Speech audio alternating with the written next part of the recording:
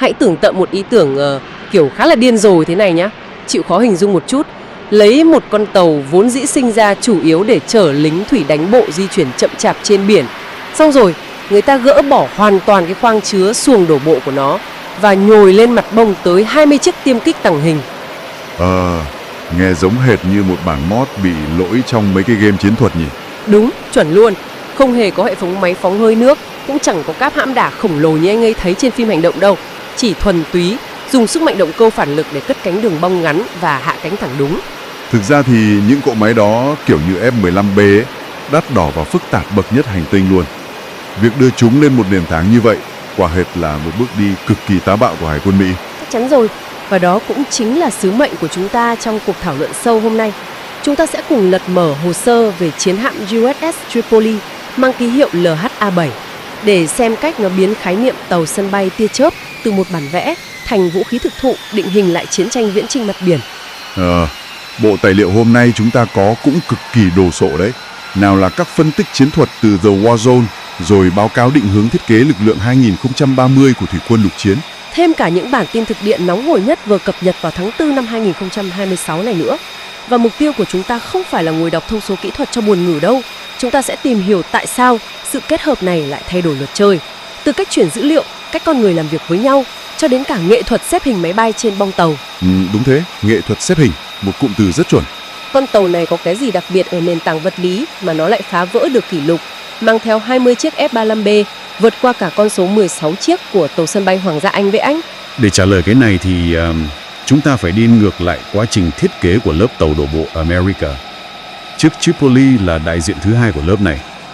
Ở mấy con tàu đổ bộ đời cũ ấy, chị sẽ luôn thấy một thứ gọi là khoang đổ bộ ngập nước. Khoang ngập nước á? Nghĩa là sao? Kiểu như nó là một cái khoang khổng lồ ở đuôi tàu. Khi cần, họ mở cửa đuôi, cho nước biển tràn vào, để mấy cái xuồng đệm khí chở xe tăng và binh lính có thể phóng thẳng từ trong bụng tàu ra bãi biển. À, hiểu rồi. Thế nhưng ở chiếc Tripoli thì sao? Họ đã quyết định làm một việc cực đoan, là gỡ bỏ hoàn toàn cái khoang khổng lồ đó. Không có xuồng đổ bộ mặt nước nữa. Đợi đã, một tàu đổ bộ mà không dùng xuồng đổ bộ thì đổ bộ kiểu gì? Đổ bộ bằng đường không. Trọng tâm tác chiến được chuyển hẳn từ mặt nước lên bầu trời. Bằng cách vứt bỏ cái khoang ngập nước đó, họ thu lại được một không gian cực lớn bên trong thân tàu. Wow, và họ dùng không gian đó để làm gì? Thì họ dùng nó để mở rộng nhà chứa máy bay này, tăng diện tích các xưởng bảo trì phụ tùng. Và cái quan trọng nhất, thiết yếu nhất, đó là mở rộng bể chứa nhiên liệu hàng không và hầm chứa vũ khí. Tức là nhồi thêm xăng vào bom đạn. Chính xác. F-35B nó uống nhiên liệu kinh khủng lắm. Nếu chị muốn duy trì tần suất xuất kích liên tục, chị không thể để con tàu mẹ cạn sạch xăng chỉ sau vài ngày được. Khi đọc cái chi tiết này, tôi bỗng nghĩ ra một phép ẩn dụ. Nó giống như việc mình có một con dao Thụy Sĩ đa năng vậy. Anh có thể cắt gọt, mở nắp chai, vặn ốc, làm mọi thứ một chút. Nhưng ở đây, Hải quân Mỹ kiểu như đã bẻ hết mấy cái lưỡi dao phụ rườm rà đó đi. Rèn lại thành một thanh trường kiếm luôn, đúng không? Chuẩn. Một thanh trường kiếm chuyên biệt chỉ dùng để đâm thủng phòng tuyến kẻ thù bằng không lực. Và lưới kiếm đó chính là phi đội 20 chiếc tàng hình kia. Nhưng mà này, tại sao cứ phải cố nhồi nhét bằng được 20 chiếc? 10 chiếc không đủ sao? Vấn đề nằm ở cách đánh của cái dòng tàng hình này. Hệ thống phần mềm và cảm biến của F-35 nó không sinh ra để bay đơn độc như kiểu hiệp sĩ đấu tay đôi đâu. Chúng hoạt động theo bầy đàn, kiểu một bầy sói ấy. Bầy sói sao? Ý anh là chúng chia sẻ dữ liệu cho nhau. Đúng rồi. Khả năng đáng sợ nhất của nó không chỉ là tàng hình, mà là chui sâu vào phòng tuyến địch, hút hết tín hiệu tình báo, radar, rồi đẩy kho dữ liệu đó ngay lập tức cho các máy bay phía sau hoặc cho tàu mẹ. Nghe như một mạng lưới internet bay trên trời nhỉ? Đại loại thế. Và để cái bầy sói này vận hành ngon lành, bọc lót cho nhau, thì chúng cần đội hình ít nhất từ 4 chiếc trở lên. Nếu chị chỉ mang chục chiếc, thì lúc máy bay quay về đổ xăng, đội hình sẽ bị rách. À, tức là bị gián đoạn hỏa lực. Phải. Còn với 20 chiếc, chỉ huy có thể tung ra các đợt sóng tấn công liên tục, không có một phút nghỉ ngơi nào cho kẻ thù cả. Nhịp độ dồn dập như vậy thực sự rất đáng sợ. Nhưng cái này lại làm tôi thắc mắc. Nếu một con tàu đổ bộ cải tiến mà vác được 20 tiêm kích tàng hình, đánh liên tục như vậy, thì liệu đây có phải là dấu chấm hết cho mấy cái siêu tàu sân bay năng lượng hạt nhân không? Ý tôi là tội gì phải bỏ ra hàng chục tỷ đô la xây siêu tàu sân bay nữa? Điều hấp dẫn ở đây là khi đọc kỹ các báo cáo chiến lược, chúng ta sẽ thấy nó hoàn toàn không phải là sự thay thế đâu. Điểm cốt lõi nằm ở hai chữ bổ sung. Siêu tàu sân bay hạt nhân vẫn là những vị vua của đại dương. Vì chúng to hơn và mang được nhiều máy bay hơn. Không chỉ thế, Nhờ có đường băng dài và hệ thống máy phóng, chúng phóng được máy bay chở nặng hơn, bay xa hơn, rồi còn mang theo cả máy bay cảnh báo sớm, tác chiến điện tử các kiểu, một hệ sinh thái hoàn chỉnh. Còn F-35B thì cất cánh đường băng ngắn nên bị giới hạn tải trọng đúng không? Đúng vậy, nó phải hy sinh bớt vũ khí và nhiên liệu để bay lên được từ mặt bom ngắn. Nên tàu sân bay tia chớp sinh ra là để bổ sung thêm một mũi nhọn, cung cấp cho chỉ huy một lực lượng viễn chinh nhỏ gọn hơn, dễ luồn lách vào các vùng biển hẹp ven bờ hơn. Kiểu như anh có một tay đấm hạng nặng rồi, nhưng anh vẫn cần thêm một tay đấm hạng trung nhanh nhẹn, có thể tung cú đấm hiểm hóc từ góc mù của đối thủ. Chà, ví von rất chính xác đấy. Dù vậy thì tôi vẫn muốn phản biện một chút. Nhìn lại lịch sử thì ý tưởng vác đầy tiêm kích lên tàu đổ bộ đâu có mới mẻ gì. Hồi năm 2003, trong chiến dịch tự do Iraq, họ cũng chất đầy máy bay Harrier thế hệ cũ lên tàu để yểm trợ đó thôi. Khái niệm Harrier Carrier đúng không? Đúng rồi. Vậy nếu chiến thuật đã có từ 20 năm trước, thì bây giờ có gì thực sự là đột phá ngoài cái việc máy bay nó mới hơn, tàng hình và đắt tiền hơn rất nhiều? Một câu hỏi rất hay. Nhưng sự khác biệt giữa thời dùng máy bay Harrier và F-35B bây giờ nó không nằm ở cái vỏ máy bay, mà nằm ở nhịp độ hoạt động liên tục và cách họ tổ chức chiến đấu. Ý anh là sao? Tổ chức chiến đấu thay đổi như thế nào? Trong suốt 20 năm qua ở Trung Đông, lực lượng thủy quân lục chiến thường chỉ xé lẻ các đội máy bay ra, bay phân tán. Nhưng lần này, với Tripoli, họ muốn chiến đấu như một liên đoàn hàng không toàn vẹn ngay từ trên mặt biển. Và để làm được, họ đã phải trả giá bằng những bài học từ các đợt triển khai trước. Ví dụ như bài học từ đợt nào? Rõ nhất là đợt triển khai thực chiến đầu tiên năm 2018 trên tàu Essex, và đặc biệt là 7 tháng hoạt động sát cánh với Hải quân Hoàng gia Anh. Đội ngũ phi công nhận ra nút thắt lớn nhất không phải là máy bay bay có tốt không. Vậy nút thắt là gì? Là làm sao đưa chúng cất và hạ cánh an toàn trong đêm tối mịt mù giữa đại dương. Và sự đột phá chiến thuật cốt lõi vừa được thử nghiệm chính là cái gọi là điểm hạ cánh số 9. Điểm hạ cánh số 9, nó có gì khác với quy trình bình thường? Chị thử hình dung cái bong tàu đổ bộ nó rất hẹp. Trước đây, do thiết kế ánh sáng và quy chuẩn an toàn, người ta chỉ cho phép duy nhất một chiếc F-35B hạ cánh vào ban đêm thôi. Nghĩa là chiếc này xuống xong, dọn dẹp mặt bằng, thì chiếc kia mới được xuống tiếp. Đúng rồi, trình tự như vậy cực kỳ mất thời gian. Nhưng với thử nghiệm điểm số 9, họ đã cấu trúc lại hệ thống ánh sáng trên bong, cho phép thiết lập 2 điểm hạ cánh ban đêm hoạt động cùng lúc. Ồ, và phi công không cần đeo cái kính nhìn đêm cồng kềnh nữa đúng không? Tôi nhớ tài liệu có nhắc đến việc này. Chính xác. Về mặt toán học, điều này nhân đôi tốc độ thu hồi máy bay. Thu hồi nhanh gấp đôi, nghĩa là nạp đạn và phóng đợt tiếp theo nhanh gấp đôi. Kẻ thù sẽ bị dồn ép đến mức không kịp thở. Chà, nghe giải thích cặn kẽ mới thấy chỉ cần thay đổi một chút về ánh sáng thôi mà nó tạo ra lợi thế sống còn luôn. Đây mới là điểm thực sự thú vị mà tôi muốn mổ xẻ tiếp này. Chị cứ nói đi. Vận hành nhiều máy bay hơn, bay nhanh hơn là tuyệt vời. Nhưng khi đưa 20 cái siêu máy tính bay lên một con tàu, anh phải giải bài toán quản lý dữ liệu tình báo của chúng. Tài liệu chỉ ra rằng họ đã đối mặt với một cơn ác mộng về sự đồng bộ. Cơn ác mộng chỉ huy và kiểm soát. Đúng, thông thường một đơn vị viễn chinh sẽ có sẵn đội liên lạc, nhưng đằng này họ đưa nguyên một đơn vị không quân độc lập lên tàu và phát hiện ra hệ thống của hải quân với thủy quân lục chiến không thèm nói chuyện với nhau. Nó giống y như việc hai phòng ban khác nhau trong một tập đoàn bỗng nhiên bị ép dùng chung phần mềm mã nguồn mở để ra mắt sản phẩm ngay trong ngày vậy. Điều này đặt ra một câu hỏi quan trọng về văn hóa làm việc đấy. Hải quân thì lái tàu, thủy quân lục chiến thì lái máy bay. Hệ thống vô tuyến ban đầu của họ sinh ra đâu phải để hòa quyện vào nhau ở quy mô khủng khiếp nào. Vậy họ giải quyết sự đứt gãy đó bằng cách nào? Đại tá không quân Chad Vong và là thuyền trưởng hải quân Joe Lang đã phải ra mình trong nhiều tháng để viết ra một cuốn cẩm năng chiến thuật hoàn toàn mới. Giải pháp vật lý của họ là bế nguyên một phân đội kiểm soát không lưu của thủy quân lục chiến. Khoan đã, đưa thẳng người lên tàu luôn á? Đúng, tích hợp thẳng đội đó vào bên trong trung tâm thông tin chiến đấu của tàu Tripoli. Cắm hệ thống của đội không lưu vào trực tiếp não bộ của con tàu hải quân luôn. Thế là họ hợp nhất với các luồng dữ liệu tình báo. Chuyện luôn. Đây là sự chuyển dịch cực lớn theo định hướng thiết kế lực lượng 2030, gọi là tư duy kiểm soát mọi miền. Tàu Tripoli giờ không còn là cái bãi đỗ xe trôi nổi nữa. Nó biến thành trung tâm của mạng lưới sát thủ. Mạng lưới sát thủ, nghe ngầu thật. Tức là radar của tàu, dữ liệu từ vệ tinh và thông tin từ 20 chiếc F-35B đang bay cách đó hàng trăm dặm. Tất cả đổ về một màn hình. Vâng. Mọi bộ phận, từ anh lính bấm nút pháo trên tàu đến viên phi công tít trên mây, đều nhìn thấy chung một bản đồ chiến trường cùng một lúc. Thật không thể tin nổi. Nhưng mà có một thực tế khá là phũ phàng thế này nhé. Mạng lưới dữ liệu xịn đến mấy đi nữa, thì khi màn hình radar nháy sáng và 20 chiếc tiêm kích khổng lồ mỗi chiếc dài hơn 15 mét, đồng loạt xin hạ cánh. Thách thức sẽ chuyển từ không gian kỹ thuật số sang một không gian vật lý cực kỳ chật chội. Bài toán không gian trên bong tàu. Đúng vậy, trên siêu tàu sân bay, người ta có chỗ để tháo lắp động cơ, nạp bom, bơm xăng thoải mái. Còn cái bong của Tripoli thì bé tí. Khi nhét 20 chiếc vào đó, tôi thề là nó giống hệt một ván bài Tetris khổng lồ mà mỗi viên gạch trị giá cả 100 triệu đô. Một ván Tetris mà các khối gạch liên tục phun ra lửa nóng ngàn độ, cộng thêm hàng tấn nhiên liệu dễ cháy xung quanh nữa chứ. Nghe đã thấy toát mồ hôi rồi. Chị thử tưởng tượng xem, độ khó nằm ở việc di chuyển những cỗ máy đó mà không làm va quẹt cánh vào nhau. F-35 mà bị xước lớp sơn tàng hình thì không phải cứ lấy hộp sơn xịt ra dậm lại là xong đâu. Nó ảnh hưởng đến khả năng tàng hình đúng không? Đúng, nó làm giảm khả năng vô hình trước radar và đòi hỏi vật liệu bảo dưỡng vô cùng đắt đỏ, phức tạp. Thế nên, thử thách không phải là xem tàu chứa được bao nhiêu chiếc. Đấy, điều này làm tôi nảy ra một sự hoài nghi. Có phải đôi khi cái sự tự mãn, kiểu cố phá kỷ lục xem nhét được bao nhiêu máy bay, thực chất lại làm giảm sức mạnh chiến đấu không? Càng đông thì càng kẹt xe, đúng chứ? Suy luận của chị chạm đúng phần cốt lõi của bài kiểm tra luôn. Sau nhiều lần thử nghiệm, dồn ép, các chỉ huy đã vạch ra ranh giới rất rõ giữa mức tối đa và mức tối ưu. Vậy mức tối đa là bao nhiêu? Họ có thể nhét tối đa từ 20 đến 22 chiếc lên bom và dưới hầm. Nhưng khi làm vậy, không gian bị bóp nghẹt hoàn toàn. Kiểu như muốn kéo một chiếc ra sửa thì phải rời 5 chiếc khác đang chắn đường á. Chính xác là thế.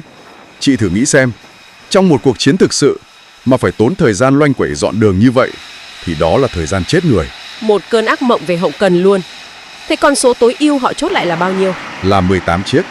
Ở mức 18 chiếc, họ giữ được sự cân bằng hoàn hảo giữa hỏa lực và không gian để xoay sở bảo trì. Trọng tâm của hiệu quả chiến đấu nằm ở rất trôi chảy. Sự trôi chảy. Tôi nhớ có đọc được khẩu quyết của đội ngũ điều phối mang áo vàng trên mặt bong. Họ bảo là chậm mà chắc, chắc tức là nhanh. Câu đó kinh điển luôn. Họ dùng tay ra hiệu, phối hợp với xe kéo để xoay những cỗ máy đó vào vị trí đỗ, chỉ cách mép bong vài chục cm. Nó giống như một điệu nhảy sinh tử vậy. Tuyệt đối không được vội vã, vì một sai lầm nhỏ sẽ đánh sập toàn bộ lịch trình xuất kích của cả ngày. Chậm mà chắc, chắc tức là nhanh. Triết lý này quá sâu sắc. Nó chứng minh là dù công nghệ có đi xa đến đâu thì giới hạn cuối cùng vẫn nằm ở kỷ luật của con người. Chuẩn không gần chỉnh. Vậy, hãy thử đặt tất cả những mảnh ghép nãy giờ lại với nhau nhé. Thiết kế tàu mới, cẩm nang chiến thuật hợp nhất dữ liệu và điệu nhảy Tetris trên bong tàu. Vậy tất cả những điều này có ý nghĩa gì vào lúc này? Tính đến tháng 4 năm 2026, đối với thính giả đang theo dõi tình hình thế giới, tại sao họ cần bận tâm đến vị trí của con tàu này? Nếu chúng ta liên kết điều này với bức tranh toàn cảnh, câu trả lời nằm ở các điểm nóng đang hiện hữu. Hiện tại, USS Tripoli đang có mặt tại khu vực trách nhiệm của Bộ Tư lệnh Trung tâm Mỹ, tức là khu vực Trung Đông. Khu vực đó thì lúc nào cũng căng thẳng rồi. Đúng vậy. Tripoli đi cùng nhóm tàu đổ bộ tấn công và đơn vị bộ binh viễn chinh. Sự hiện diện của các tàu sân bay tia chớp này giải quyết một bài toán cực kỳ đau đầu. Trong thời đại bây giờ, duy trì mấy căn cứ không quân có định trên đất liền ở các nước đồng minh rủi ro hắm. Vì chúng giống như những mục tiêu ngồi im chờ bị tên lửa hành trình của đối phương bắn trúng đúng không? Hoàn toàn đúng. Trong khi đó, con tàu này là một căn cứ tàng hình, có thể di chuyển liên tục trên đại dương. Nó mang lại khả năng phản ứng linh hoạt vô song. Tùy tình hình khủng hoảng, họ có thể phái xuồng giải cứu con tin hoặc tung 20 chiếc F-35B đi dội bom hệ thống radar địch sâu trong đất liền. Tài liệu cũng có nhắc đến học thuyết lực lượng đứng vững. Anh giải thích rõ hơn cái này được không? Nghe tên cứ như là bắt lính phải đứng yên chịu trận ấy. Tên gọi thì thế thôi, nhưng bản chất là quân đội Mỹ không còn chọn cách lùi ra xa cho an toàn rồi mới tập hợp lực lượng nữa. Họ duy trì những nhóm quân nhỏ, cơ động, đứng lại ngay sát nách đối phương, nằm lọt thỏm trong tầm bắn của tên lửa địch luôn. Nghe liều lĩnh thế. Vậy vai trò của tàu Tripoli ở đây là gì? Nó chính là căn cứ mẹ. Nó nằm ngoài khơi để kiểm soát mặt biển, tuần hàng hậu cần và sẵn sàng dội hỏa lực yểm trợ cho các đội tiền phương đó ngay lập tức. Sự lẳng lặng mà uy lực của con tàu này tạo ra tính răn đe cực lớn, vì đối phương không thể biết đòn tấn công sẽ giáng xuống từ khúc bờ biển nào. Một góc nhìn đáng kinh ngạc về sự thay đổi của tư duy chiến tranh hiện đại. Nhìn lại chặng đường chúng ta vừa đi qua, thật sự choáng ngợp. Từ một ý tưởng dồn ép 20 chiếc tàng hình lên cái tàu chở lính, họ đã phải đập đi xây lại toàn bộ hệ thống phối hợp, Tháo bỏ khoang đổ bộ, mở rộng hầm nhiên liệu, thiết kế lại ánh sáng bong tàu và vượt qua rào cản văn hóa để cắm chặt hệ thống kiểm soát không lưu vào trái tim con tàu. Rồi cả cái màn xếp hình nghẹt thở trên mặt bong nữa chứ, nơi mức độ tối ưu đánh bại lòng tham về số lượng. Rõ ràng, những gì chúng ta mổ xẻ hôm nay không chỉ là câu chuyện của riêng chiếc Tripoli, nó là bức tranh toàn cảnh về cách các chiến dịch đại dương sẽ vận hành trong thập kỷ này. Phân tán, sinh tồn và liên kết dữ liệu mạnh mẽ. Một tương lai vừa thú vị mà cũng căng thẳng không kém. Nhưng trước khi chúng ta khép lại buổi trò chuyện hôm nay, tôi muốn chia sẻ một chi tiết nhỏ nằm ẩn sâu trong báo cáo thiết kế lực lượng 2030. Một chi tiết mở ra viễn cảnh thực sự chấn động để mọi người cùng suy ngẫm. Chi tiết gì vậy Chí? Khi nói về những con tàu đóng vai trò căn cứ mẹ như Tripoli, tầm nhìn của họ không dừng lại ở việc chở phi công con người đâu. Hãy thử tưởng tượng, trong một tương lai rất gần, từ cái mặt bong hẹp đó không chỉ có F-35B cất cánh, sẽ có hàng loạt máy bay không người lái tàng hình, rồi cả tàu ngầm là xuồng cao tốc tự động được phóng xuống nước. Wow, một hệ sinh thái không người lái. Đúng vậy, chúng sẽ nhận dữ liệu tình báo trực tiếp từ bầy sói F-35B, lao thẳng vào hệ thống phòng thủ tinh vi nhất của kẻ thù. Không một sinh mạng con người nào bị đặt vào rủi ro, nhưng sức tàn phá lại tăng theo cấp số nhân. Một ranh giới hoàn toàn mới của chiến tranh hải quân, nơi máy móc và trí tuệ nhân tạo sẽ khiêu vũ cùng nhau trên đại dương. Chuẩn luôn, một viễn cảnh đáng để chúng ta tìm hiểu sâu hơn. Cảm ơn mọi người đã đồng hành cùng cuộc thảo luận sâu hôm nay. Hãy luôn giữ sự tò mò và tự mình khám phá thêm những hồ sơ hấp dẫn này nhé. Chào tạm biệt và hẹn gặp lại.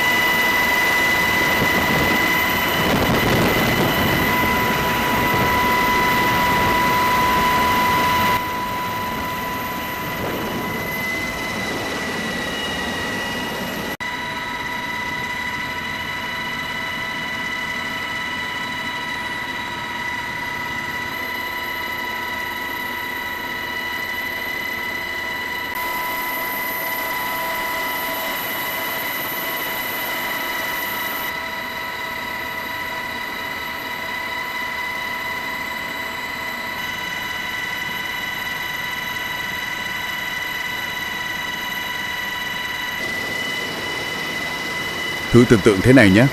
Chúng ta đang ở trên biển Philippines và nhìn ra một con tàu chiến khổng lồ. Vâng. Nhưng trên bong tàu không phải là mấy chiếc máy bay phản lực quen thuộc. Thay vào đó là một cái loại máy bay trông rất lạ. Động cơ của nó có thể xoay hẳn lên trên, cất cánh thẳng đứng như trực thăng, rồi gập ngang lại và lao đi với tốc độ của một máy bay phản lực. Một hình ảnh rất ấn tượng. Vâng, mà đó không phải là cảnh trong phim đâu. Đó là những gì đã diễn ra vào cuối năm 2025 và nó chỉ là một mảnh ghép nhỏ thôi trong một bức tranh lớn hơn mà hôm nay chúng ta sẽ cùng phân tích. Chính xác. Các nguồn tin mà chúng ta có hôm nay á, từ báo cáo chính thức của quân đội này, các bản tin ngắn cho đến cả hình ảnh và video nữa, tất cả đều vẽ nên một bức tranh hoạt động rất sôi nổi của thủy quân lục chiến và hải quân Hoa Kỳ ở khu vực Ấn Độ Dương, Thái Bình Dương. Và mục tiêu của chúng ta hôm nay không chỉ là tường thuật lại sự kiện. Chúng ta sẽ thử bóc tách xem tất cả những hoạt động này thực sự tiết lộ điều gì về chiến lược, về sự sẵn sàng chiến đấu và về vai trò của quân đội Mỹ tại một trong những khu vực địa chính trị nóng nhất thế giới hiện nay. Được rồi, vậy hãy bắt đầu với những cái cơ bản nhất. Ai, ở đâu và tại sao? Vâng. Thì các tài liệu đều chỉ rõ bối cảnh là khu vực hoạt động của hạm đội 7, cụ thể là biển Philippines và Biển Đông, trong khoảng tháng 12 năm 2025. Hai nhân vật chính ở đây là đơn vị viễn chinh thủy quân lục chiến số 31, hay còn gọi là 31st MEU, và con tàu mà họ đang hoạt động, tàu tấn công đổ bộ USS Tripoli. Và phải nhấn mạnh ngay từ đầu, cái tên đơn vị viễn chinh thủy quân lục chiến số 31 này rất đáng chú ý. Trong tất cả các đơn vị tương tự của thủy quân lục chiến Hoa Kỳ, thì đây là đơn vị MEU duy nhất được triển khai thường trực ở nước ngoài. Khoa đã, triển khai thường trực ở nước ngoài. Cụm từ này thực tế thì nó có nghĩa là gì ạ? Có phải là họ không có căn cứ ở Mỹ mà đóng quân hoàn toàn ở châu Á không? Đúng là như vậy. Căn cứ chính của họ ở Okinawa, Nhật Bản. Điều này có nghĩa là trong khi các đơn vị MEU khác có thể mất hàng tuần, thậm chí hàng tháng để chuẩn bị và di chuyển từ Mỹ đến một điểm nóng, thì họ đã ở ngay đó rồi. Chính xác, họ đã ở ngay tại khu vực. Họ luôn trong trạng thái sẵn sàng chiến đấu, coi như là 247. Các tài liệu không hề quá lời khi gọi họ là lực lượng ứng phó khủng hoảng hàng đầu tại khu vực Ấn Độ Dương-Thái Bình Dương. Một lực lượng phản ứng nhanh đúng nghĩa. Vâng, nếu có bất cứ chuyện gì xảy ra, từ thảm họa nhân đạo đến xung đột quân sự, họ sẽ là những người đầu tiên có mặt. Vậy mục tiêu chính thức của đợt hoạt động rầm rộ này là gì? Các báo cáo có nói rõ không ạ? Họ dùng những thuật ngữ khá là chuẩn mực, kiểu như là mở rộng năng lực nhiệm vụ, duy trì sự sẵn sàng và thúc đẩy ổn định khu vực. Nghe rất quen thuộc. Đúng vậy. Nhưng khi chúng ta đào sâu hơn, chúng ta sẽ thấy đằng sau những cụm từ này là một câu chuyện lớn hơn nhiều. Nó không chỉ là một buổi diễn tập định kỳ đâu. Đúng vậy, bởi vì có một sự thay đổi rất lớn đang diễn ra. Tất cả các hoạt động này, từ việc hạ cánh những chiếc máy bay Osprey mà chúng ta nói lúc đầu, này đều gắn liền với một sự kiện quan trọng. Đơn vị 31 MEU đang làm quen với ngôi nhà mới của họ, tàu USS Tripoli. Tôi đọc được là họ đã hoạt động trên một con tàu khác, tàu USS America, trong suốt 6 năm trước đó. Vâng, 6 năm. Việc chuyển tàu này có vẻ không phải là một chuyện nhỏ. Hoàn toàn không. Đây chính là mấu chốt của vấn đề. Cứ hình dung nó như một đội đua F1 lừng danh. Sau nhiều năm gắn bó với một chiếc xe, giờ họ phải chuyển sang một chiếc xe hoàn toàn mới. Một cỗ máy với những công nghệ khác biệt. Chính xác. Con tàu USS Tripoli này chỉ mới chuyển cảng nhà đến Sasebo, Nhật Bản vào tháng 6 năm 2025 thôi. Nó trở thành soái hạm của cái mà họ gọi là nhóm tác chiến viễn chinh Tripoli. Nhóm tác chiến viễn chinh. Nghe có vẻ lớn hơn là chỉ một con tàu và một đơn vị lính thủy. Đây là một cụm tác chiến hoàn chỉnh ạ. Đúng vậy. Nó là một đội hình tác chiến nhỏ nhưng đầy đủ chức năng xoay quanh tàu Tripoli. Và những cuộc huấn luyện mà chúng ta đang phân tích chính là quá trình chạy rốt đa cho sự kết hợp này. Để mọi thứ ăn khớp với nhau. Phải đảm bảo rằng lực lượng thủy quân lục chiến trên tàu, tức là đơn vị 31st MEU và phi đội bay của họ VMM-265 có thể phối hợp nhịp nhàng, ăn ý đến từng giây với thủy thủ đoàn của hải quân trên tàu USS Tripoli. Trọng tác chiến, sự ăn khớp này là yếu tố sống còn. Vậy là chúng ta có một lực lượng tinh nhuệ, luôn sẵn sàng, giờ đang kết hợp với một khí tài hải quân hoàn toàn mới. Và khí tài này, con tàu Tripoli, dường như được thiết kế cho một vai trò rất đặc biệt. Vâng. Các tài liệu liên tục nhắc đến máy bay MV-22B Osprey. Điều gì làm cho loại máy bay này trở nên quan trọng trong sự kết hợp này ạ? Osprey là một yếu tố thay đổi cuộc chơi. Nó kết hợp được những ưu điểm tốt nhất của hai thế giới, tốc độ và tầm bay của một máy bay cánh cố định. Và khả năng cất hạ cánh thẳng đứng của trực thăng. Đúng thế. Điều này có ý nghĩa gì? Nó có nghĩa là thủy quân lục chiến có thể xuất phát từ tàu Tripoli ở rất xa ngoài khơi, bay qua hàng trăm km biển và đổ bộ trực tiếp vào sâu trong đất liền mà không cần sân bay. Tức là nhanh hơn, xa hơn. Nhanh hơn, xa hơn và tạo ra yếu tố bất ngờ lớn hơn rất nhiều so với việc chỉ dùng trực thăng truyền thống. Nhưng tôi để ý thấy một chi tiết còn thú vị hơn. Vì không được nêu bật trong các bài báo, nhưng lại xuất hiện trong phần thẻ thông tin của một video. Nó nhắc đến một loại máy bay khác, F-35B Lightning II. Một phát hiện rất tinh ý. Và đây mới thực sự là lúc bức tranh chiến lược trở nên rõ nét. Vâng. F-35B không phải là máy bay vận tải như Osprey. Nó là một trong những máy bay chiến đấu tàng hình thế hệ thứ 5 hiện đại nhất thế giới. Và điểm đặc biệt của phiên bản B này chính là khả năng cất cánh trên đường băng ngắn và hạ cánh thẳng đứng, STOVL. Đây đã, một máy bay chiến đấu tàng hình có thể hạ cánh thẳng đứng trên một tàu tấn công đổ bộ. Vậy thì có khác gì biến con tàu này thành một tàu sân bay cỡ nhỏ không? Chính xác, đó chính là ý tưởng. Các nhà phân tích quân sự gọi đây là khái niệm Lightning Carrier, tàu sân bay tia chớp. Lấy theo tên của F-35B Lightning. Đúng vậy. Giờ đây, không còn cần một siêu tàu sân bay lớp Nimitz hay Gerald R. Ford trị giá hàng chục tỷ đô la với đường băng dài hàng trăm mét để triển khai sức mạnh không quân tàng hình nữa. Mà thay vào đó, Thay vào đó, một tàu tấn công đổ bộ như USS Tripoli, vốn nhỏ hơn, nhanh hơn và khó bị theo dõi hơn, có thể trở thành một căn cứ không quân nổi. Nó có thể xuất hiện ở bất cứ đâu trên Biển Đông, phóng đi một phi đội F-35B để chiếm ưu thế trên không, sau đó dùng Osprey để đưa lính vào một mục tiêu cụ thể. Thật đáng kinh ngạc. Vậy đây không chỉ là việc nâng cấp trang bị, đấy là sự thay đổi cả về học thuyết tác chiến. Tỏ khổng lồ, dễ bị nhắm tới. Họ phân tán nó ra nhiều nền tảng nhỏ hơn, nhưng vẫn cực kỳ nguy hiểm. Và sự kết hợp giữa Triple E, Osprey và F-35B chính là hiện thân hoàn hảo của triết lý đó. Chính xác. Để thấy rõ hơn sự nghiêm túc và cường độ của quá trình chạy Roda này, tôi đã thử sâu chuỗi các mẩu tin lại thành một dòng thời gian. Nó không phải là một sự kiện đơn lẻ, mà là một chuỗi hoạt động kéo dài và có tính toán. Dòng thời gian này rất quan trọng. Nó cho thấy nhịp độ hoạt động. Hãy cùng xem xét. Mọi thứ bắt đầu vào ngày 30 tháng 11 năm 2025 với một bức ảnh ghi lại cảnh một chiếc Osprey hạ cánh xuống bong tàu Tripoli. Đây coi như là những bước làm quen đầu tiên, đúng không ạ? Vâng, có thể nói là vậy. Ngay sau đó, ngày 1 tháng 12, các nguồn tin mô tả các hoạt động bay quy mô lớn trên biển Philippines. Ngày tiếp theo, 2 tháng 12, lại có thêm video về các hoạt động bay, cho thấy họ luyện tập liên tục. Đây có thể coi là giai đoạn 1. Xây dựng sự phối hợp cơ bản. Họ đang ở vùng biển tương đối an toàn là biển Philippines.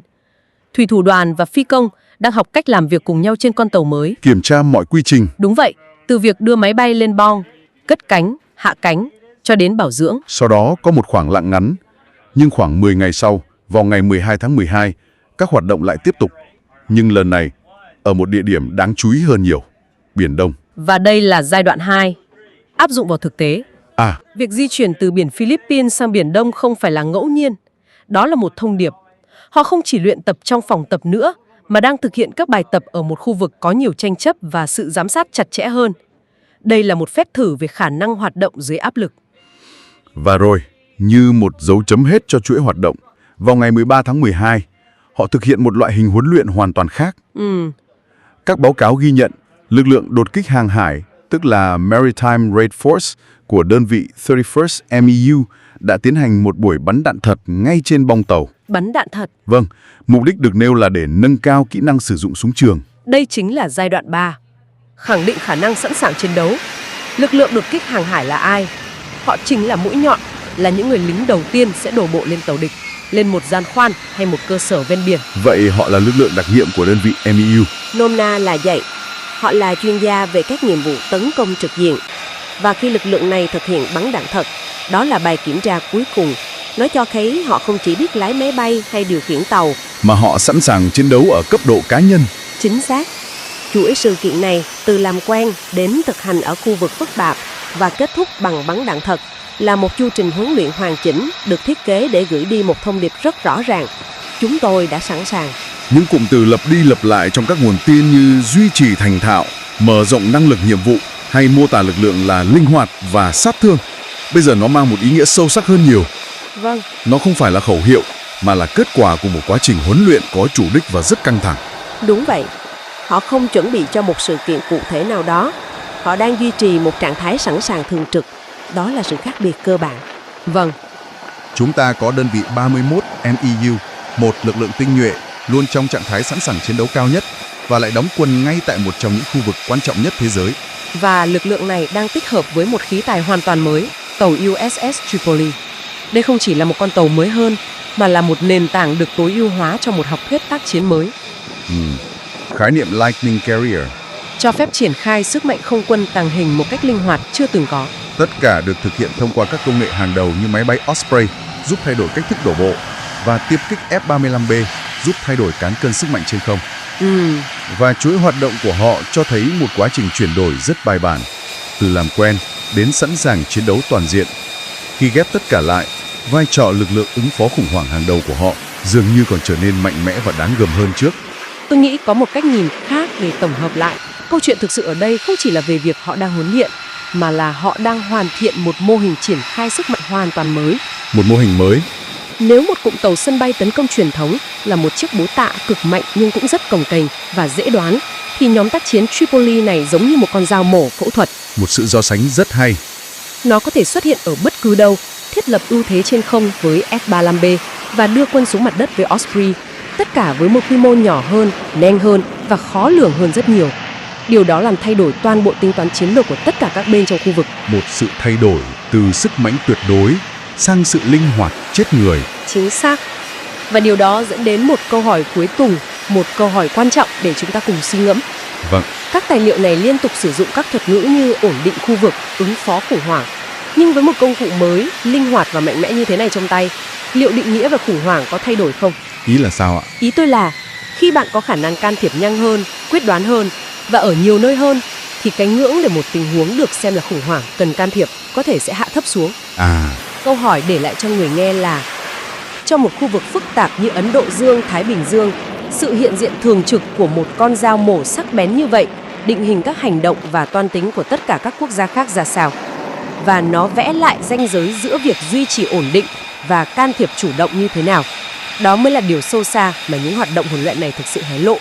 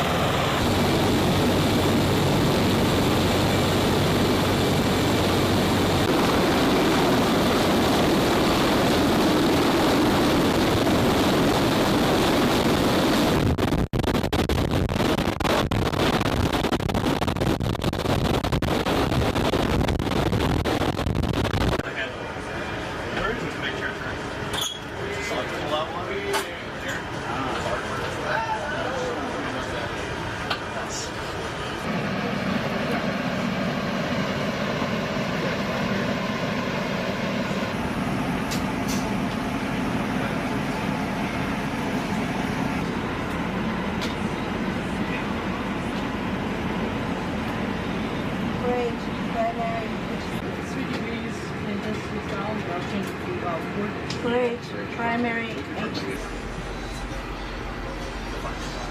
Like the time so it's basically just like the time that they get.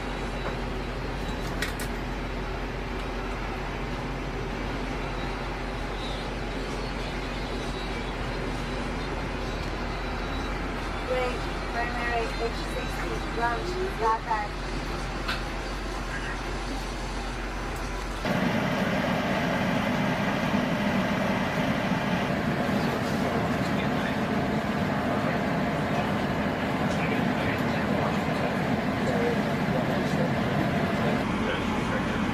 Roger, call when I see it's about 5, that's fine.